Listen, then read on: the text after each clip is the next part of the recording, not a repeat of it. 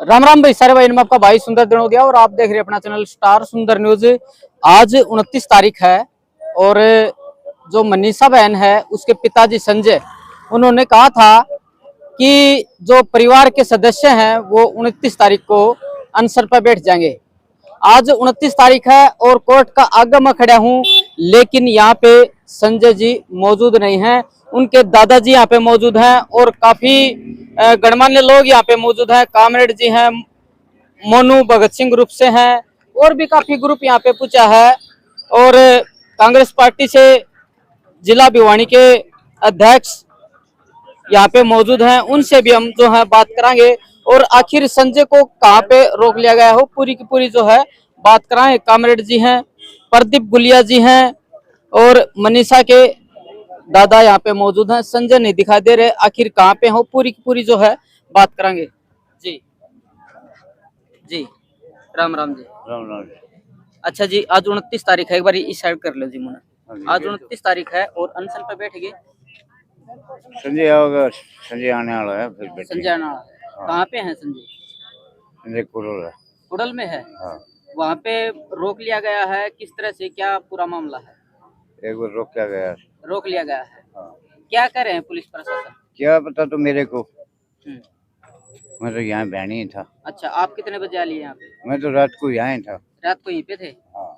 अच्छा, तो रात को मनीषा के जो दादा हैं वो पहुंच गए थे, लेकिन संजय अभी नहीं पूछा है। यहाँ पे प्रदीप जी हैं। सर, क्या करना चाहोगे? आज 29 तारीख है और अनशन की जो है बात कही गई थी, मनीषा के पिता यहाँ पे नहीं है जी। मनीषा के पिता को यहाँ आने नहीं दिया। रास्ते में पुलिस ने उन्हें गिरफ्तार कर लिया है। कुडल में वो गांव से निकले सभी साथी यहाँ आने के लिए, सबको गिरफ्तार कर लिया। यहाँ हमें उस गेट पे नहीं बैठने दे रहे। हमने भी वहाँ बैठने की कोशिश करी, जबरदस्ती पुलिस ने उठा दिया। कोई बात नहीं, यहाँ बैठे हैं, लेकिन यहाँ से वहां जाएंगे। पुलिस चाहे कुछ भी कर ले, और प्रशासन और सरकार इसको दबाना चाहती है। और इस बेटी के साथ क्या हुआ है, ये सच्चाई जब तक सामने नहीं आ जाएगी, हम पीछे नहीं हटेंगे। इस परिवार के साथ है, आखिरी दम तक, आखिरी सांस तक इस परिवार के साथ। क्या करें पुलिस वाले? पुलिस वाले कह रहे हैं कि यहाँ इजाजत नहीं है बैठने की। हमने कहा हम कोई डीसी के ऑफिस के अंदर थोड़ी घुस रहे हैं भाई। हम तो यार बाहर हमेशा धरने प्रदर्शन लगते हैं, सभी बैठते हैं, इजाजत है, वहीं हम बैठे हैं और शांतिपूर्वक ढंग से बैठे हैं। और सबसे प्रशासन को पहले इन्फॉर्म कर दिया था कि भाई इस दिन आमरण अनशन पर संजय बैठेगा। और फिर आज ये देखो आप, एकदम से रवैया, इतना भारी पुलिस फोर्स यहाँ लगा दिया गया। ये पुलिस फोर्स जब क्यों नहीं लगाया जब इस बेटी की हत्या हुई? और आए दिन ये बेटियों के साथ बलात्कार हो रहे हैं, ये पुलिस फोर्स को जब क्यों नहीं लगाते? हमारे सामने ये खड़े कर दिए इन्होंने। ये बेटी की, जिसके लिए न्याय की लड़ाई के लिए सारे इकट्ठे हो रहे हैं, उसके लिए पुलिस फोर्स लगा रहे हैं। आए दिन लोगों को धमकी मिल रही है, लोगों के घरों पे गोलियां चल रही है, और बदमाश आके फेसबुक पे कहते हैं मैंने गोली चलाई है। उनके लिए क्यों नहीं लगाते इस पुलिस फोर्स को? ये हमारे जैसे जो सामाजिक संगठनों के लोग हैं, राजनीतिक पार्टियों के लोग हैं, जो इस जिनका फर्ज बनता है लोगों की आवाज उठाना, वही काम हम कर रहे हैं। हमारे लिए इतनी फोर्स की क्या जरूरत है भाई? जी, कामरेड जी, क्या संजय जी के पास से कोई मैसेज आया है? ऐसा जी हमें पता लगा है कि पुलिस ने उसको कुड़ल में हिरासत में ले लिया, उसको आने नहीं दे रहे थे। और वो एक हफ्ते पहले भी प्रशासन से कह के गया था कि भाई मैं यहाँ, या तो सीबीआई की 10 महीने से रिपोर्ट नहीं दे रही सीबीआई बेटी मनीषा के बारे में, या तो वो रिपोर्ट देते, नहीं तो 29 तारीख को मैं यहाँ अनशन पर बैठूंगा। पुलिस उसको छोड़ नहीं रही, वो हिरासत में ले लिया। यहाँ भी लोगों को वहाँ नहीं जाने दे रहे थे, जिला उपायुक्त कार्यालय के सामने। ये लोकतांत्रिक अधिकार है, कोई भी समुदाय अपनी जायज समस्या को लेकर लोकतांत्रिक तरीके से धरना करता है, प्रदर्शन करता है, अनशन करता है, उसको रोकना ये तानाशाही है। हरियाणा सरकार की ये तानाशाही गुंडागर्दी है, जो पुलिस फोर्स लगा करके वो दबाना चाहते हैं। हम ये कहना चाहते हैं कि हरियाणा सरकार ने सीबीआई बिठाई थी, परिवार को जब संतुष्टि नहीं हुई, लोगों को संतुष्टि नहीं हुई, और संदेह के बादल मंडरा रहे थे, उनकी जो निर्मम हत्या हुई है, जिन संदेहास्पद परिस्थितियों में उनकी मृत्यु हुई है, तो सरकार ने तो सीबीआई बैठाई थी कि हम सीबीआई से आपको निष्कर्ष न्याय दिलवाएंगे सर।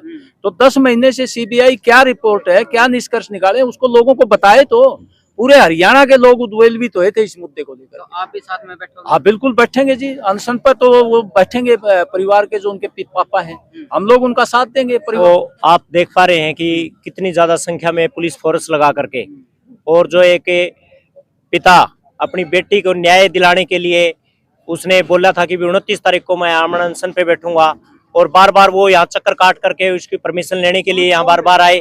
तो सरकार ने भयभीत होकर के, ये इतना भय सरकार को क्यों है? कहीं ना कहीं किसी बड़ी मुर्गी को या किसी बड़े मगरमच्छ को जो बचाने की कोशिश की जा रही है, इससे ये अंदेशा नजर आ रहा है। क्योंकि आप देख पा रहे हैं कि हम वहाँ डीसी कार्यालय के सामने हम बैठ चुके थे, लेकिन उन्होंने बोला कि धारा 144 लागू है और आप 100 मीटर के दायरे में यहाँ नहीं रुक सकते। हमें वहां से उठा करके बोला कि आपके जब पूरे वहां से आ जाएंगे, ढाणी लक्ष्मण से जब संजय आ जाएंगे तो अब यहाँ हम भेज देंगे। लेकिन इनकी ये चाल होती है, हमें वहां से खदेड़ दिया गया। उसके बाद हमने कहा भाई हमें गिरफ्तार कर लो या फिर हमें आप नोटिस दिखा दो भाई आपकी धारा कहाँ लगाई है, कहाँ नियम कानून में कहाँ दायर है आपके, या तो आप उस संजय भाई को जो न्याय के लिए एक अपने दर दर की ठोकरें खा रहा है उसको न्याय दे दो। अगर न्याय नहीं दे सकते तो कम से कम उसको जो एक आमरण अनशन पे बैठने की उसकी इच्छा है, वो बोल रहा है कि अगर न्याय नहीं मिल सकता तो कम से कम मैं अपने प्राण त्याग दूं आमरण अनशन करके, तो उसको या तो आमरण अनशन करने दो या फिर उसको जो है सीबीआई जो जांच है अभी तक कहाँ पहुंची है और सीबीआई जांच जो कर चुकी या नहीं कर चुकी उसका तथ्य पेश कर दो। मोनू भाई क्या कहना चाहोगे इस मामले को लेकर? पहले तो भाई सभी राम राम, इंकलाब जिंदाबाद और जय हिंद भाई।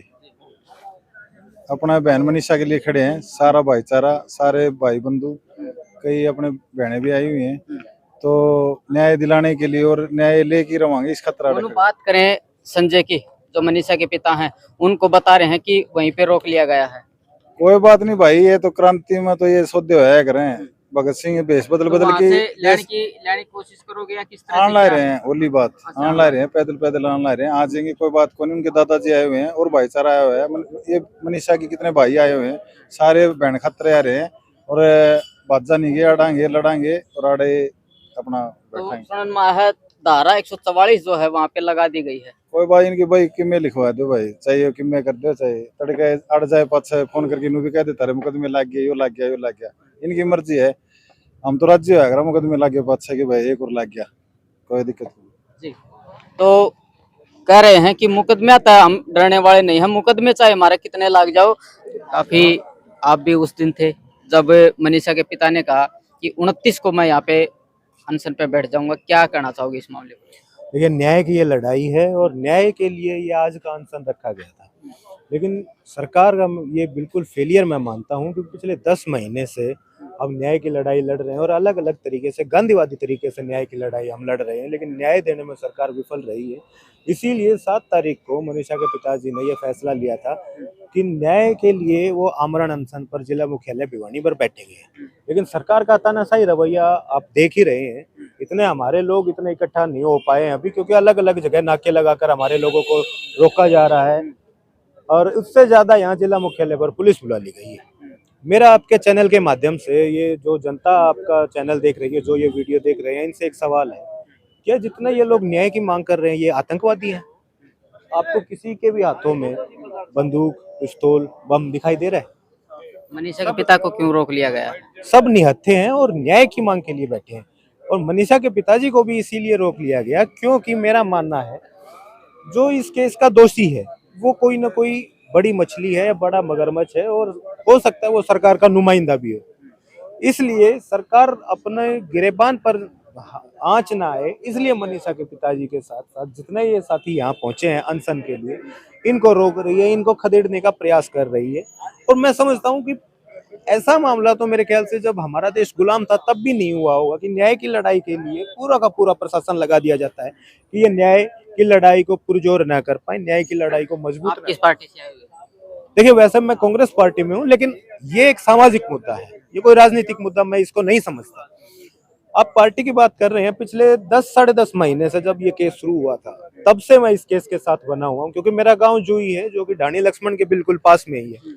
तो ये बड़ा मार्मिक ये केस है। बहन बेटियां सबके घर पर है, सबके घर की लाज है, सबके सर के ताज हैं बहन बेटियां। तो बहन बेटियों के साथ ऐसा अन्यायपूर्ण व्यवहार कतई नहीं होना चाहिए, और ये राजनीतिक मुद्दा नहीं। आपका सवाल गलत मैं मानता हूं कि आप किस राजनीतिक पार्टी से हैं। मैं एक सामाजिक परिप्रेक्ष्य में यहाँ पहुंचा हूँ, और जब तक बहन को न्याय नहीं मिल जाता तब तक पीछे नहीं हटेगा। नहीं, आपने भी तो राजनीति की बात कही है कि केबेरा किस सरकार का नुमाइंदा जो है, बड़ा मगरमच्छ, इसको ये राजनीति की बात नहीं है। आपने ये राजनीति की बात नहीं है। मैंने बोली ये बात, और मैं मेरे शब्दों पर अभी भी कायम हूँ। आप अपने विवेक से सोचिए सुंदर जी, अगर राजनीतिक हस्तक्षेप नहीं होता, क्या इतना लंबा समय लगता? हमारे देश की सबसे उच्च इन्वेस्टिगेशन एजेंसी है सीबीआई। सीबीआई के ऊपर भी प्रेशर है। वो 10 महीने 10.5 महीने हो गए हैं, अभी तक वो अपनी जांच को पब्लिक फिगर में नहीं ला पाई है, वो सामने नहीं रख पाई है। तो जाहिर सी बात है कि कोई ना कोई रसूखदार व्यक्ति इसके पीछे है। देखिए, बड़ा ही दुख का हर्ष है और हम आज इस शासन और प्रशासन की जो कार्रवाई है उसकी हम कड़े शब्दों में निंदा करते हैं और हमें कहना चाहते हैं कि समाज ने इस सरकार से, इस प्रशासन से कुछ नहीं मांगा।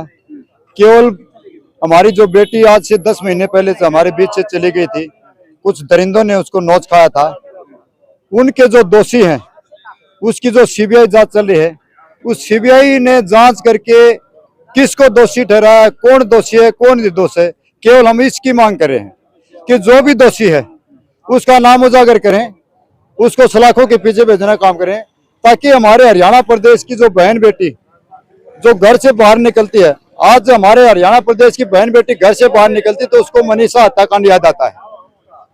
अगर इन दोषियों को पुलिस प्रशासन ने आगे करके प्रशासन ने इन दोषियों को बचाने का काम किया तो पता नहीं कितनी लड़कियों को मनीषा बनना पड़ेगा। चलिए, धन्यवाद। फिलहाल जो है आपने भाई पूरा मामला सुना होगा। यहाँ पे आज संजय जो मनीषा के पिताजी हैं वो यहाँ पे आने वाले थे, लेकिन उनको जो है रोक लिया गया है। पुलिस प्रशासन यहाँ पे मौजूद है। धारा 144 बता रहे हैं कि लगा दी गई है। आपने क्या कहना इस पूरा मामला लेके? क्या मनीषा के पिताजी यहाँ पे पहुंच पाएंगे? तो वो पूरी की पूरी जो वीडियो अब तक मैं दिखाने का काम करूंगा। करो वीडियो शेयर। राम राम सारे भाई, जय हिंद, जय भारत।